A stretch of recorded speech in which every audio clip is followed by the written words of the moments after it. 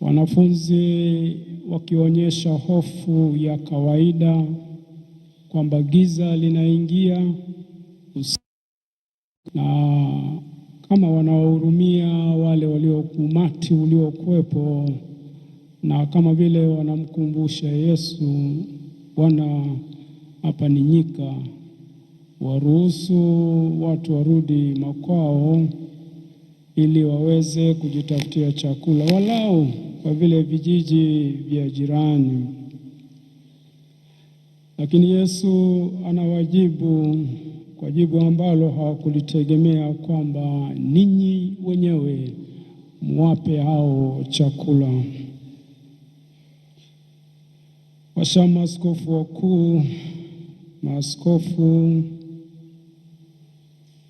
nichukue kwanza nafasi hii kumpa pole Mwashamu Askofu Mkuu Beatus Kinyaia, askofu mkuu wa Dodoma,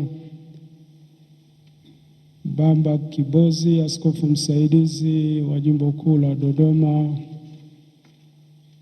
kujipa sisi pole wenyewe maaskofu, lakini kwa namna ya pekee familia ya Mungu hapa Kondoa, mapadri, watawa, waumini, marafiki zake Baba Mfumbusa, wengine ambao wako hapa na wengine ambao hawapo, waliosafiri kutoka ndani ya nchi, lakini hata wengine waliotoka nje.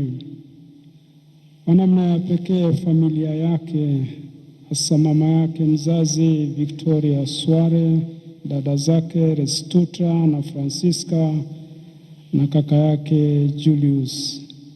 Raha ya milele umpe Bwana, apumzike kwa amani. Raha ya milele umpe Bwana, apumzike kwa amani. Raha ya milele uwape Bwana, wapumzike kwa amani. Wanafunzi wanamkumbusha Yesu ya kuwa kwa hali ilivyo pale, ingekuwa busara kuwaruhusu wale watu waondoke, kwa sababu ni nyika. Mahali hapa ni nyika, hatuwezi kupata chakula. Lakini Yesu anawasihi kwamba wapeni nyinyi chakula, wapeni nyinyi chakula.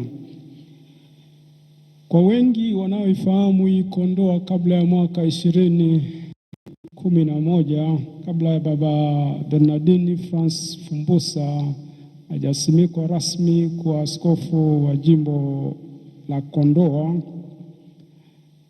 bila kuumiza mtu, mahali hapa palikuwa nyika. Mahali hapa ni tofauti na palivyo leo. Hatukuwa na kanisa kuu la jimbo, rectories, nyumba ya kwake ya kuishi ya mapadri, kiwanda cha divai, ukumbi, Riverside na mengine yote. Hapa tu nazungumzia hapa Kondoa, lakini nje hapa na mambo mengine. Lakini maeneo haya pia ilikuwa nyika katika maana ya kwamba mazao yote yanayotokana wa chakula, Baba Mfumbusa alielewa moja kwa moja kwamba inawezekana kuwapa watu hawa chakula. Baba Mfumbusa alielewa moja kwa moja kwamba inawezekana kuwapa watu hawa chakula. Inawezekana wazi kabisa hata mimi nikawa na chakula. Na kila mara ukikutana naye alikwambia kwamba mi bwana, nafikiri haya mambo yanawezekana. Nilipenda sana huo msemo. Mi bwana, nafikiri haya mambo yanawezekana. Ninafikiri bwana, haya mambo yanawezekana hapa kwetu. Hapa kwetu anazungumza. Hakuzungumza tu hapo Kondoa. Amezungumza wakati mwingine tulipokutana kwenye baraza, amezungumza wakati mwingine tulipokutana kwenye taasisi zetu za baraza, wakati mwingine hata mimi nikikutana naye nje ya nchi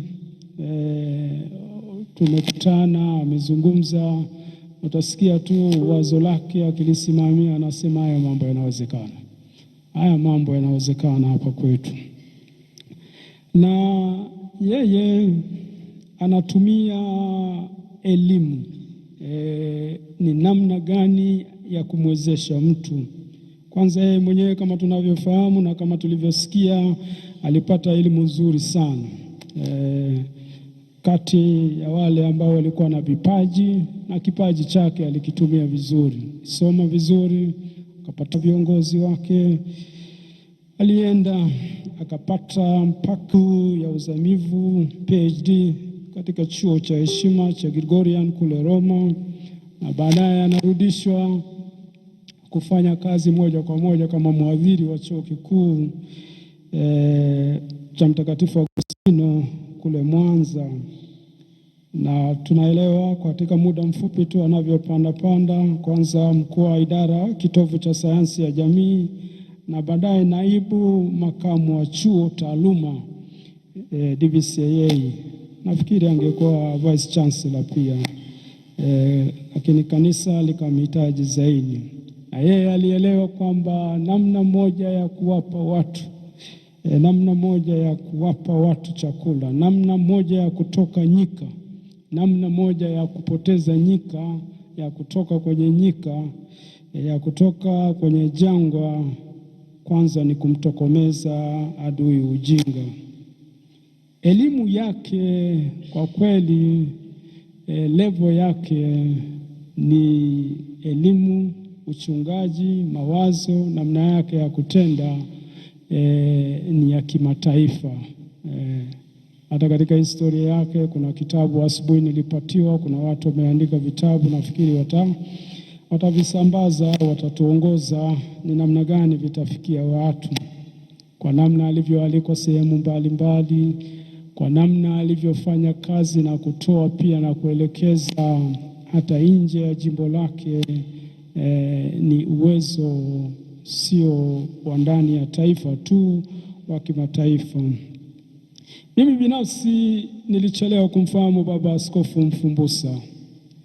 Mimi sikumfahamu kabla hajawa askofu.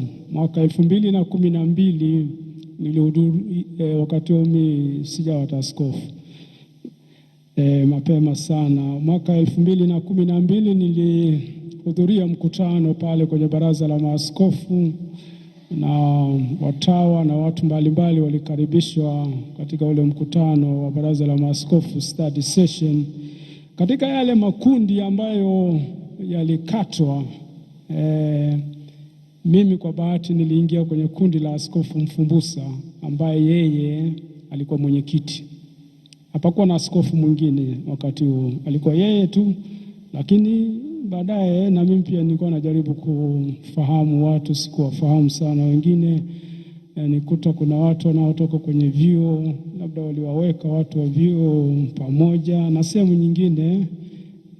Mimi mwenyewe sijui kwa nini niliingia pale, lakini namshukuru Mungu niliingia na nikamfahamu. Kwa hiyo nilisikiliza alivyoongoza mkutano. Nakumbuka pale baraza la maaskofu TC, hata ukumbi na mahali alikaa mwaka 2012. Aliongoza ule mkutano katika muda mfupi tu, na tulipewa mada na tukaandaa.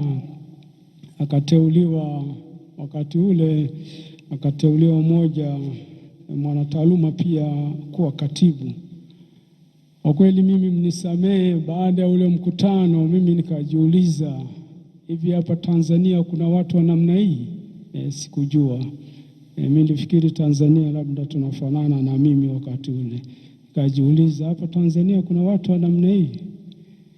Kwa kweli mimi alinigusa uwezo wa juu, alivyounganisha mambo katika muda mfupi. Na mwaka uliofuata, mwaka 2013, katika shirika letu la Wakapuchini, wakati ule tulikuwa tunamtafuta mhamasishaji. Mimi nilikuwa katika kundi la wale wanaomtafuta mhamasishaji atakaye kuja kutuhamasisha wakati wa mkutano mkuu. Na ile kamati hata mimi sikuwauliza. Mimi nilimpigia simu moja kwa moja kama anaweza kutusaidia.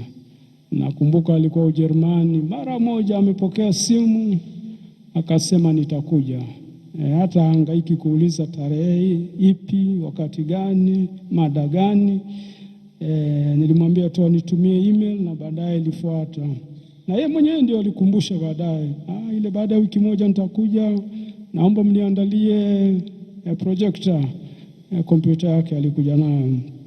Kwa hiyo mambo machache ni yataje ambayo mimi naona kwa kweli yeye tangu mwanzo alikuwa na nia ya kutoa watu kwenye nyika, kichungaji, kitaaluma, hata kiroho. Alikuwa na lengo la kuwatoa watu katika nyika, iwe nyika ya dhambi, iwe nyika ya kutokuelewa, na iwe nyika ya maendeleo. Na kama mwanataaluma aliweza kuyaunganisha yote.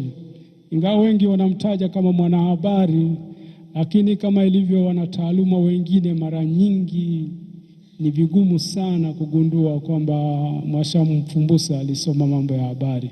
Na ndivyo ilivyo kwa wataalamu, huwezi kujua amesoma nini, kwamba anaweza kuunganisha mambo yote kwa mara moja na usigundue. Mimi baadaye ndio nilijua kwamba kumbe eneo lake ambalo aliwekea ni mambo ya habari, maadili ya habari. Jambo la kwanza, yeye alikuwa na lengo la kunyanyua kiwango cha elimu, na hakuanzia huku chini, alianzia juu kwenye vyuo vikuu. Nafikiri mwaka moja tu baadaye, sijui miaka miwili baada ya kuwa askofu, aliingia kwenye council ya KUEA. Nimekutana naye hapo nje, Vice Chancellor wa KUEA Father Stephen, na mjumbe mwingine kutoka kwenye hiyo council Mr. Peter.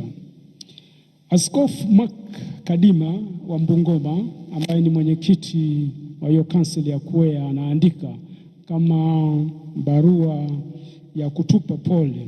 Katika sehemu hiyo ya barua hiyo anaandika kwamba kwa kweli pamoja na kushtushwa na msiba wa ghafla wa Askofu Mfumbusa, lakini tunamshukuru sana kwa sababu yeye amefanya kazi katika nyadhifa tofauti pale KUEA. Na anasema yeye kwanza aliongoza kwenye kutafuta wataalamu na kuwatafuta wale wastaafu.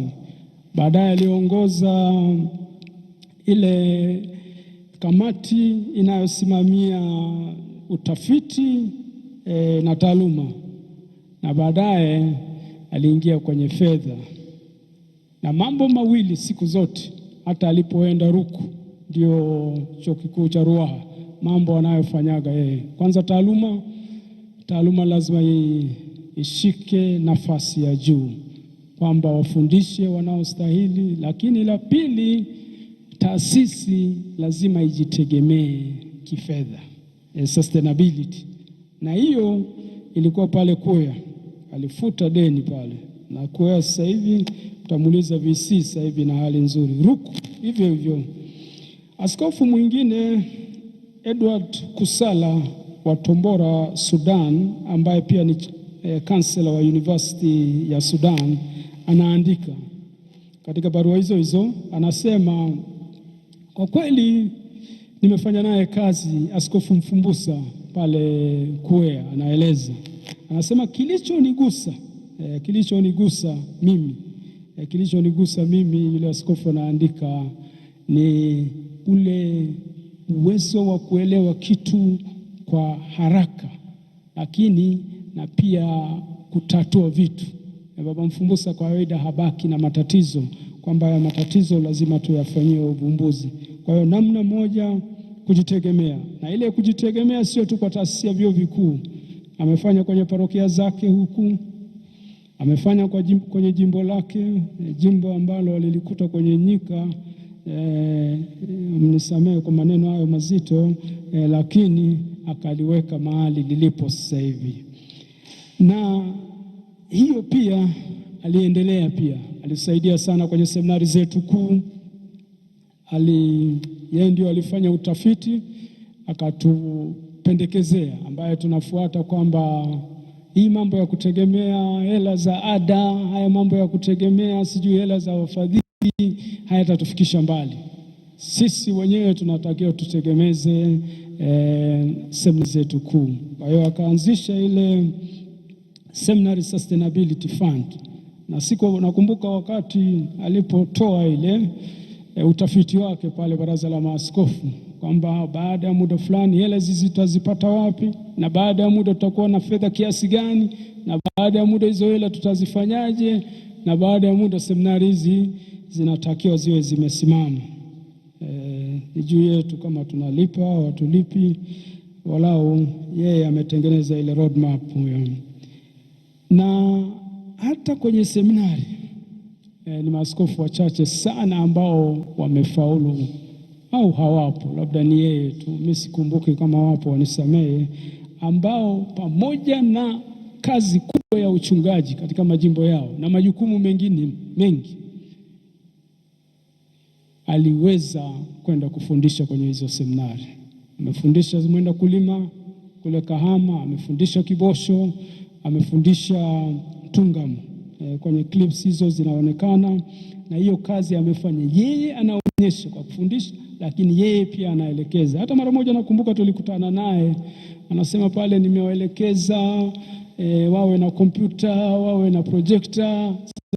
Sasa nimekuta wanatumia kompyuta chache sana, lakini kila mara alitaka watu tutoke katika giza, sio illiteracy tu, lakini ya uchungaji na kuendelea. Na kwa kweli baba alikuwa mnyenyekevu. Katika hali ya kawaida ni ngumu sana hata kwenye vikao kugundua Baba Mfumbusa kama yupo. Vigumu sana kugundua. Na si wakati mwingine usitegemee kwamba anaweza kunyosha mkono, labda mumchokoze, mkimchokoza na mkiona kama mkutano au elekei kuisha, baba yule pia anaweza kupotea katika mazingira yasiyojulikana, anaweza kutoweka, msimone jui. Lakini wakati mwingine anaaga, anakuja kuaga, mwenyekiti, bwana najisikia vibaya, bwana kuna mahali na wahi na appointment. Wakati mwingine hakuna appointment ya pekee, ni mkutano tu umemchosha, anaona hakuna ufafanuzi kwenye mkutano, watu mnazunguka mbuyu tu hapo, mna lolote. Kwa hiyo anaamua anaenda zake kusoma. Raha ya milele umpe Bwana, apumzike kwa amani. Haya ya udogo ya kutokuonekana yanatajwa katika mambo mengi. Ubalozi wa Ulaya ulituandikia, walitaja hii kwamba ni msikilizaji mzuri, na kila mara alikuja na alikuja na uvumbuzi. Na Baba Mfumbusa pia alipenda sana sera. Utasikia anakuambia, bwana tufuate sera, bwana fuateni sera, fuateni sera. Naambia bwana kuna kitu hiki utusaidie au ufanye hiki, asema fuateni sera bwana. Kuna policy bwana tuliweka. Kama hamna sera, leteni tutengeneze sera kwanza. Mambo ya kukamata watu njiani hayo hayapo. Kwa hiyo pia alifanya kila mahali, kwamba huwezi kuendeleza jimbo, huwezi pia kuendeleza taasisi bila sera inayoeleweka. Lakini pia ni mjanja, anajua, ni mbunifu sana, anajua kulobi. Sijui kama tunaelewa kulobi. Akitaka kupitisha wazo lake, akiona hapa mwenyekiti atampinga, anajua pia namna ya kuwapitia watu kabla. Hiyo inaruhusiwa katika sheria za kimataifa kufanya lobby. Kule Marekani wanapoteza watu mamia na mamia wanafanya kazi ya kulobi. Nakumbuka mara moja kuna kazi tulimpa, baadaye akanieleza, mimi nikamwambia bwana hii kazi mbona kama umeiharakisha, haiwezekani. Akasema hii inajulikana bwana. Na baadaye akalobi, akawazunguka watu wake, na baadaye alipofanya watu wakamunga mkono, baada ya kikao na kwa ujasiri anakuja tena kuniambia, bwana, pale niliamua nikuzunguke bwana. Niliamua nikuzunguke sawa, nilijua wewe hutanielewa. Raha ya milele umpe Bwana. Na mambo yake mengi anayafanya matokeo ya utafiti. Yeye haji tu na kitu. Kiwanda chake, kilimo anayofanya. Mimi nimepita hapa mara nyingi, napita kwenye mashamba yake na nasifia kazi yake na inaonekana.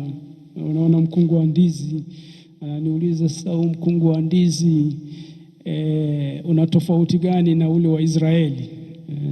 Ananiuliza mimi, una tofauti gani na ule wa Israeli? Na mimi namwambia, hebu kaa na huo mkungu nikupige picha. Na yeye anapiga, anakaa pale na nina hizo picha.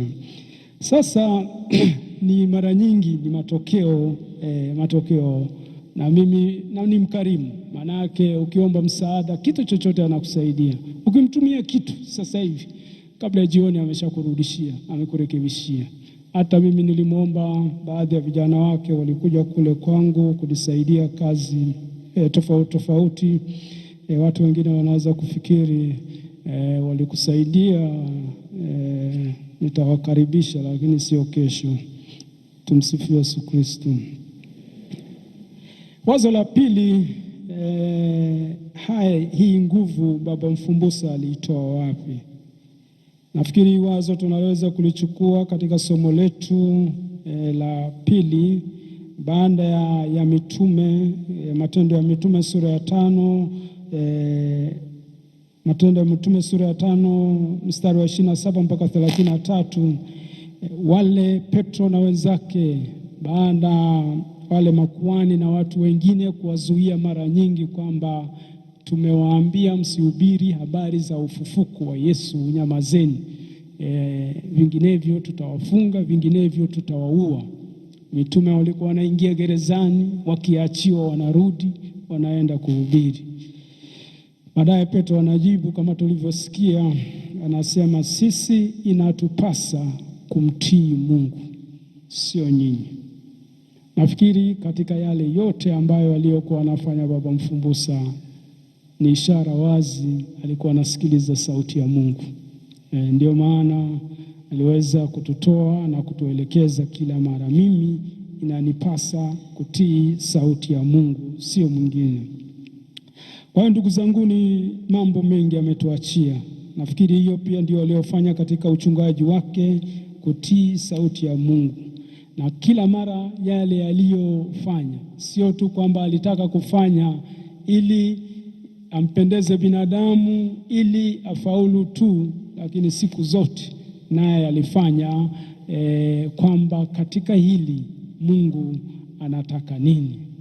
Kama tunavyosoma katika Mathayo sura ya 5 mstari wa 58, mwe wakamilifu kama Baba yenu wa mbinguni alivyo wakamilifu. Alifuata, sikiliza sauti ya Mungu, na alifuata sauti ya Mungu. Kwa hiyo ndiyo kipimo, mwe wakamilifu, tuwe wakamilifu kama Baba wa mbinguni alivyo mkamilifu. Katika somo la kwanza, Ayubu anaeleza kwamba, anasema, kwa sasa mimi ninajua mtetezi wangu anaishi. Kwa sasa mimi ninajua Mungu wangu yu hai. Sasa mimi najua mkombozi wangu yu hai. Baada ya Ayubu kuzungushwa, watu wamemtenga, hata mke wake hataki kumsikiliza, watu wengine wanamfuata, wanaona Ayubu, wewe ndiye mwenye kosa, amepoteza mpaka nyama ya mwili, acha mali zile za nje. Ayubu anasimama kwa ujasiri, anasema, sasa mimi najua kwamba mtetezi wangu yu hai, kwamba sasa mimi najua Mungu wangu yu hai. Kwa hiyo tumombe Mungu awe na huruma kwake, amwombee. Tumombe Mungu yale mema yote aliyofanya, Mungu ampokee kwenye uzima wa milele. Mungu huyu amjalie yale furaha ya milele, furaha ya milele yote, furaha ya milele katika umri wake huo ambao tunamhitaji. Jimbo linamhitaji, baraza linamhitaji, taifa linamhitaji, jamii inamhitaji. Mungu mwenyewe ameamua kumchukua. Tunasema Mungu, wewe umpe tuzo, umhurumie kama bado kuna mambo ambayo anastahili kukamilisha.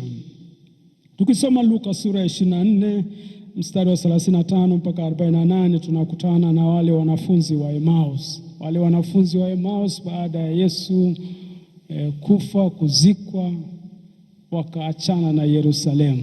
Wanaona kama kila kitu walichotegemea kimevunjika. Masia amekufa, haonekani. Hata kama amefufuka, hizi habari za kina mama, wanaondoka, wanatoka Yerusalemu, wanahama kwenda Emmaus, kwamba hakuna kitu huku nyuma ambacho tunategemea. Tunaomba nyinyi wana wa Kondoa, msikimbie hii Kondoa yenu, msikimbie Yerusalemu yenu kama wanafunzi wa Emmaus, kutokana na msiba uliotokea. Tunajua ni msiba mkubwa, tunajua hatukutegemea.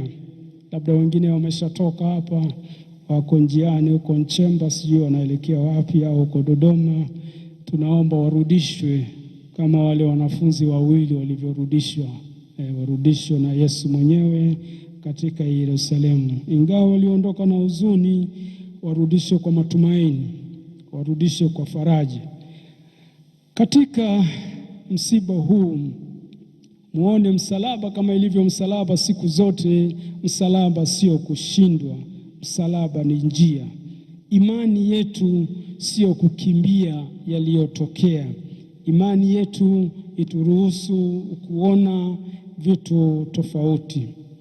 Isiwe muda wa kupigana. Raha ya milele umpe Bwana, raha ya milele umpe Bwana, apumzike kwa amani. Raha ya milele uwape Bwana, wapumzike kwa amani.